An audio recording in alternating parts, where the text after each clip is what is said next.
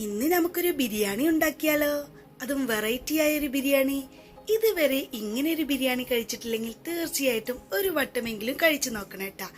അപ്പൊ നിങ്ങൾ ഈ ബിരിയാണി നിങ്ങൾക്ക് കണ്ടിട്ട് ഇഷ്ടപ്പെട്ടിട്ട് നിങ്ങൾ ഉണ്ടാക്കി നോക്കിയിട്ട് നിങ്ങൾക്ക് ഇഷ്ടപ്പെടുകയാണെങ്കിൽ തീർച്ചയായിട്ടും നിങ്ങൾ കമന്റ് ചെയ്യാൻ മറക്കരുത്. അതുപോലെ തന്നെ ലൈക്ക് ചെയ്തും ഷെയർ ചെയ്തും എന്നെ നിങ്ങളുടെ ഒപ്പം കൂട്ടാൻ മറക്കരുത്. ഇതുപോലുള്ള വെറൈറ്റി വീഡിയോയുമായി വീണ്ടും കാണാട്ടാ.